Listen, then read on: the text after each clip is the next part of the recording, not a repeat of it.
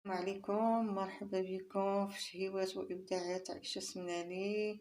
نتمنى هذا الفيديو لقاكم فيه كامل الصحة والعافية يا رب، وعواشر مباركة ورمضان كريم يدخل علينا وعليكم بالصحة والعافية يا رب.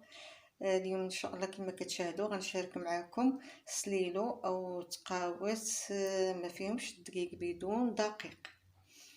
كما كتشاهدوا كاين عندي هنايا تقريبا نص كيلو ديال اللوز، وهنا شويه ديال الكاجو وشويه ديال الكركاع وشي ربعه تقريبا ديال الشوفان محمر، وهنايا تقريبا ربعه ديال زريعه كتسان حتى هي غير سخناها ما حمرناش بزاف باش تبقى الفائده ديالها.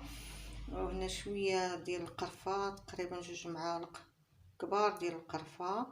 هنا شي ربعه ديال الكاوكاو. هنا من نافع وحبه حلاوه، ما بين نافع وحبه حلاوه. عندنا هنا الصوجه حتى هي حمصناها باش غنديروه حتى في بلاصه الدقيق ما غيكونش فيه الدقيق هذا نهائيا. وهنا تقريبا نص كيلو ديال جلجلان مفيد وميدم. غنطحنو هاد الجلجلان، غنطحنوه وهاد شويه اللي بقى هنا غنخليوه بلا طحين. اما هذه الطحينه باش غنجمعو ديال جلجلان وزيت الزيتون سبقنا وشاركناها معاكم. وغنديروا شويه ديال الفوه اللي هو عنده فقر الدم، غنديروا شويه ديال الفوه مطحونه، وهنا شويه ديال بعض الحبات ديال المسكه الحره. نطحنوهم مع شويه ديال السكر، ندقوهم في مراس صغير مع شويه ديال السنيده ولا سكر حبيبات ونخلطو. المهم هادشي كامل منقي ومحمص شويه بطبيعه الحال الجاجلان ماشي غير منقي، راه مغربل ومنقي ومغسول ومحمص شويه غير شويه. كلشي هادشي ما غاديش باش تبقى الفائده ديالو. المهم كما كتشاهدوا هادو هما المقادير، وحنا غندوزو دابا نطحنوهم وغادي تشوفوا الطريقه ديال التخلاط كيفاش غنديروا ليهم. بطبيعه الحال غنديروا العسل وزيت الزيتون. يلا بقاو معنا. تشاهدوا حنا طحنا كاع العناصر، مكسرات، جلجلان، دقيق الصوجه حيت ما غنديروش هذا دقيق الصوجه، حيت ما غنديروش الدقيق حيت هاد السلو غنديرو بدون دقيق. شويه ديال الفوه اللي بغى يستغنى عليه يستغنى عليها، القرفه، النافع، المهم كاع المسكه الحره، المكونات كامله.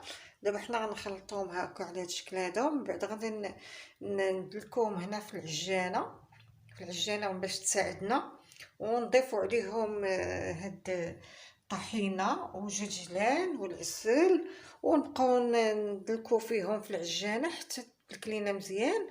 ومن بعد غادي نوريكم الشكل النهائي ديالو.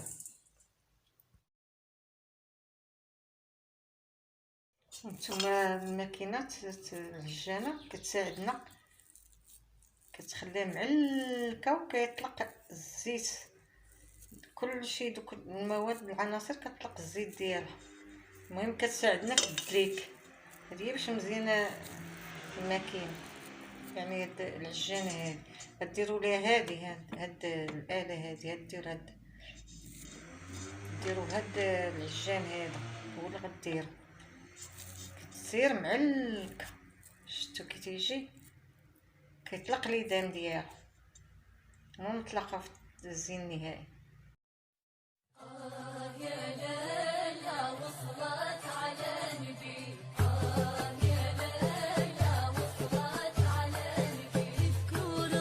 هذا هو الشكل النهائي ديال السليلو اللي شاركنا معاكم.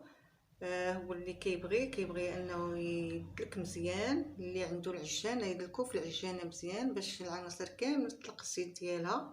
اللي ما عندوش يمكن له يدلكها في القصريه مزيان.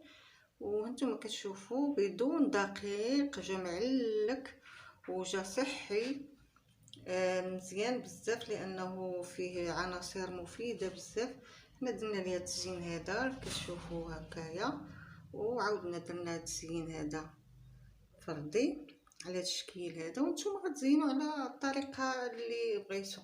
ونتمنى انه يكون اعجابكم، ونتمنى لكم رمضان كريم، لا يدخلوا علينا وعليكم بالصحة والسلامة يا رب، ودمتم في رعاية الله، إلى فيديو قادم إن شاء الله.